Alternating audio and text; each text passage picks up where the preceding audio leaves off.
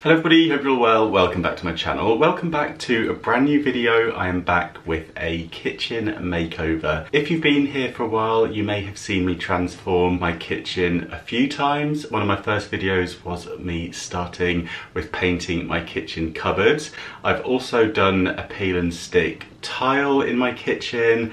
And now I just thought it was time for another refresh. I wanted to make my kitchen a little bit more traditional. I'm basically going to transform it again by repainting the kitchen cupboards and painting the shelving, and yeah, we'll just see how we go. If you missed the previous videos, I'll link them all in the description box if you want to go and have a look at how I painted my kitchen cupboards originally, and also how I did the peel and stick floor. I'll leave all of those linked for you so you can have a watch of those too if you would like to. So yeah, let's jump straight into it because I've got a lot to get on with. So we'll start off with a tour of how the kitchen is looking now. So the floor is still okay. That is the Home Bargains peel and stick tiles.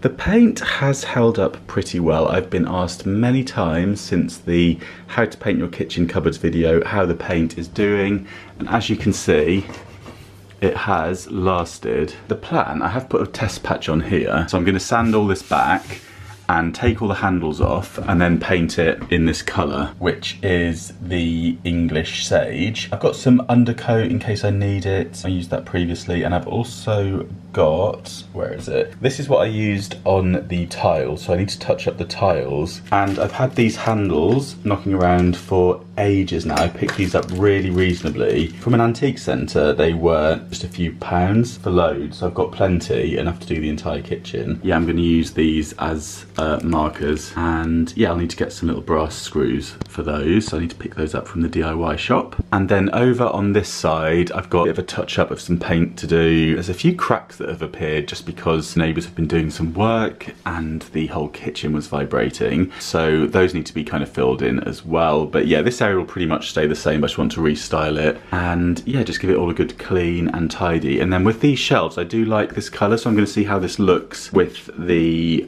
sage, but I might paint the shelves in the sage colour. I had a go here just to see how that would look, so I'll just experiment a bit. I think this will need a good sort out too. What I'm going to do, I think, is get as much out of the kitchen as I can, so I'm going to get it all wrapped up and boxed up and put away into some plastic crates before I start working here, because I think it's going to get quite dusty with the sanding. So once I'd put everything away, I started to unscrew all of the metal handles on all of the doors and also all of the drawers on the kitchen cupboards. This did take quite some time, but it was relatively straightforward to do. The drawers were definitely more tricky because you had to remove the drawer fronts before removing the handles. That took a little bit more time.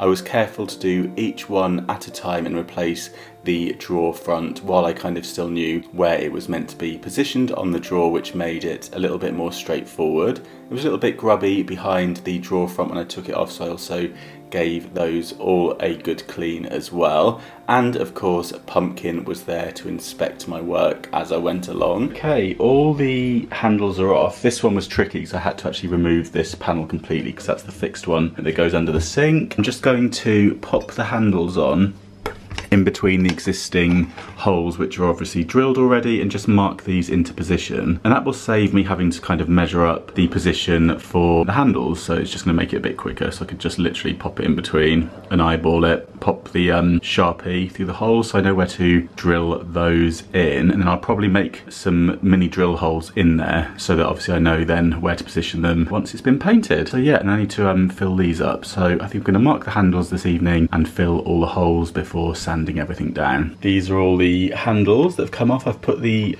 screws into them so that these can be donated, passed on. I mean, they're pretty old, but somebody might have use for those. They're kind of contemporary still. I mean, they're from, what year would these be from? I think the early 2000s, to be honest with you. You could put these on a board, couldn't you, and use them to hang tools from or something like that. And these are the lovely new shiny ones that, yeah, I'm just counting them up, making sure I've got enough, but yeah, I think I'm good because there's loads of them.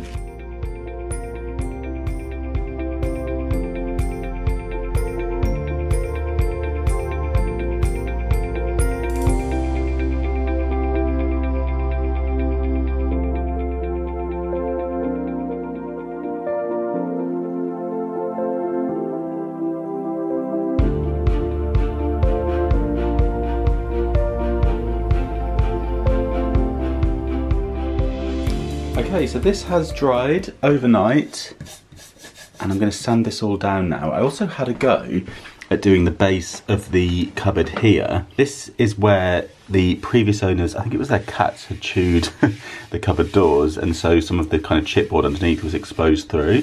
So I've actually gone on with the wood filler here as well to make that smooth again. And yeah, I'm just going to sand everything down and then wash the cupboards down.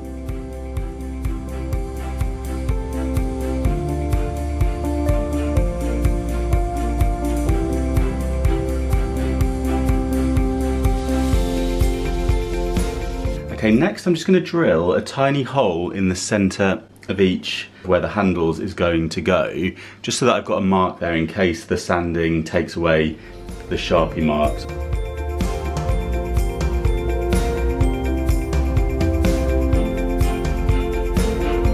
Next up, I'm going to go on with this Insert Universal Degreaser and Cleaner. So I'm just going to spray down all the cupboards and then give them a good wipe to remove any dust and any grease and grime.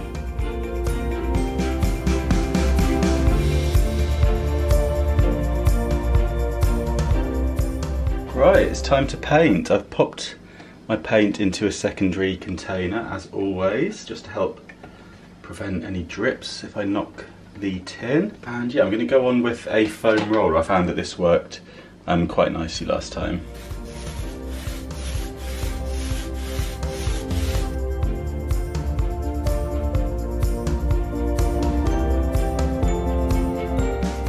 So it is the next day. Gosh, this is looking grey on camera. I can assure you it is the new green on here. I'm not sure why it's coming up like that. Let's go a bit closer. But anyway, yeah, second coat is on. It went on this morning.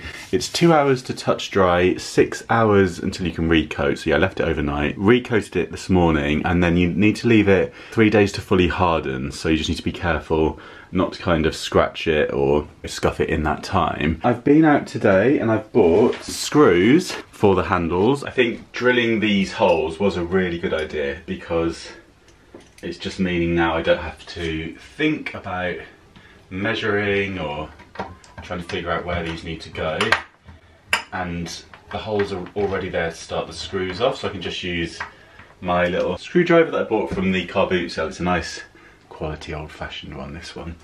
And yeah, I'm just going to go around and get all the handles on.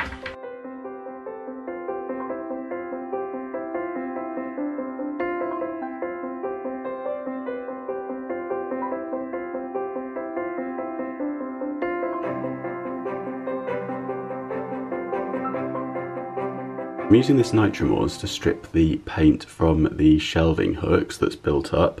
This is just a paint strip. I got this at the DIY shop for about £10, and I'm painting the shelves themselves with this Farrow & Ball White and Light Tones Interior Wood Primer and Undercoat.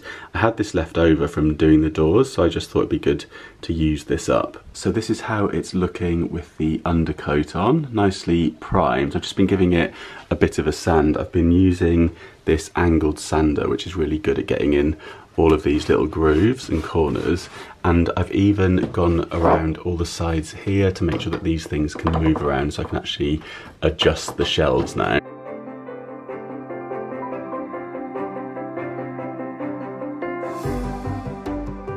It's a new day. It is a few days later. It's been chaos, but the shelves are now painted. I've gone on with a couple of coats of the Farrow & Ball in Match in the dead flat paint, and I'm so pleased with how they're looking, and I can move them around now. All of the shelves are now adjustable, so I can take these bits out and adjust the height. So I've just been faffing around this morning trying to figure out the heights of these for like my jars and things. There's a bit of a mess down here, there's stuff everywhere. I need to clean up, tidy up, and also I want to hang a lamp.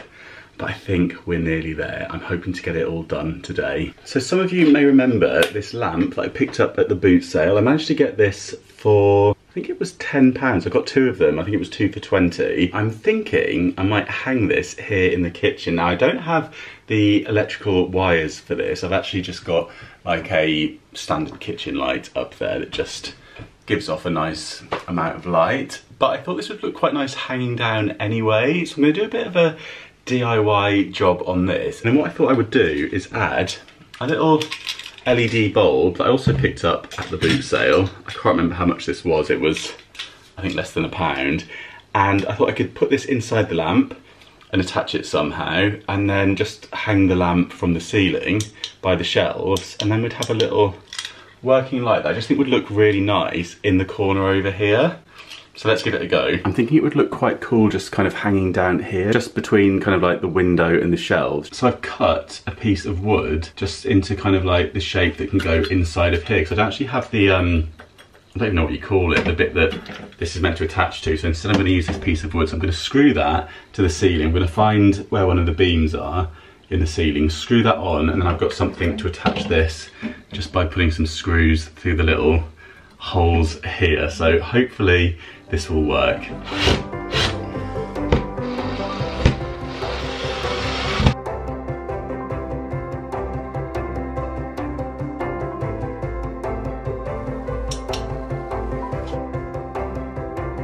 So you may remember underneath the countertop here, I've created some additional storage just using some old crates, an old CD rack. I want to hide this, so I want to install a curtain. So I've picked up a couple of these brackets from the DIY shop, and I'm going to pop a rod across, and then I have a curtain that I picked up in H&M. Just a linen one, and you can, well, it's like a blind, and you can tie it to different heights. So I thought that would be quite nice down there.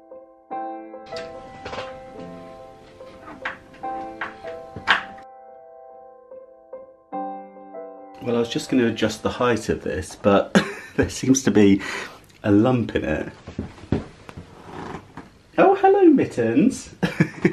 Yeah, this is why I went for a reasonably priced blind for this area. I have a feeling somebody's going to enjoy scratching it, but there we go.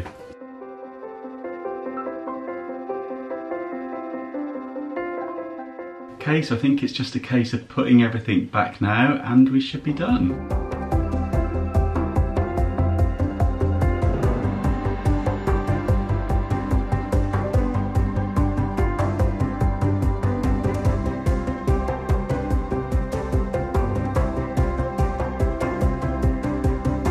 So I think I'm done. I'm going to leave you with a montage of how the kitchen is looking now. I am so happy with it.